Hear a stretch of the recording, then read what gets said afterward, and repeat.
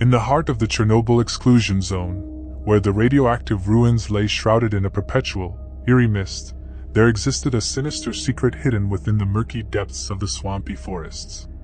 A legend whispered among the few who dared to venture near, a legend of the Chernobyl Werewolf. This creature, born of the nuclear catastrophe, was said to be a twisted fusion of man and beast, a grotesque entity lurking beneath the shadows of the once thriving woods. Its origin was whispered to be tied to the infamous elephant's foot, a relic of the Chernobyl disaster, said to radiate malevolence.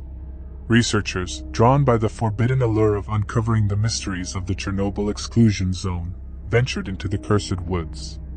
Armed with Geiger counters and hazmat suits, they followed in the footsteps of countless others who had sought the secrets hidden within. They believed themselves immune to the lurking horrors of the radioactive wasteland, but they were gravely mistaken. The moon hung heavy in the clouded night sky as the researchers moved through the forest, their cautious steps masked by the cacophony of chirping crickets and croaking frogs. Suddenly, an eerie silence fell upon the swamp, and the night air grew cold. Their Geiger counters began to click rapidly, a sinister symphony of radiation that signaled their descent into the heart of the exclusion zone. And then it happened. Out of the shadows, the Chernobyl werewolf emerged, its half-human, half-monstrous visage illuminated by the feeble moonlight. Its eyes were hollow and lifeless, and its fur was matted with radioactive decay. This grotesque creature, either fully human nor fully wolf, lunged at the researchers with unearthly speed. Panic and chaos ensued.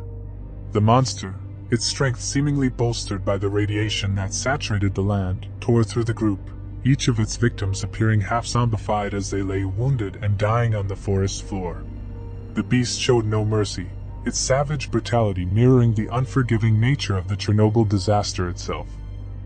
Terrified and outnumbered, the surviving researcher retreated, his hazmat suit torn and radiation seeping into his body. He fled through the dense underbrush, running for his life, as the creature pursued relentlessly. Just when he thought he could run no further, he stumbled upon a pool of stagnant, murky water.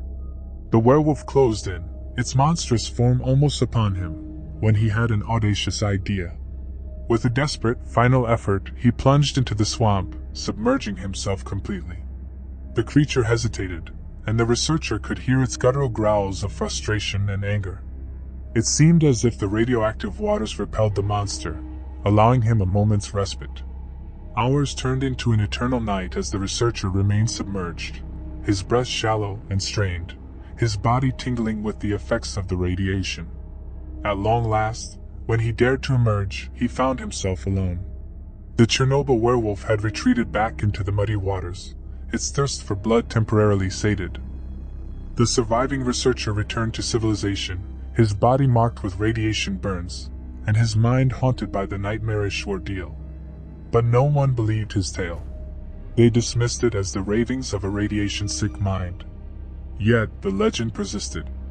Whispers continued to circulate among those who knew the true nature of the Chernobyl Exclusion Zone, that the Chernobyl werewolf still lurked beneath the shadowy waters, waiting for the next unwitting soul to enter its realm.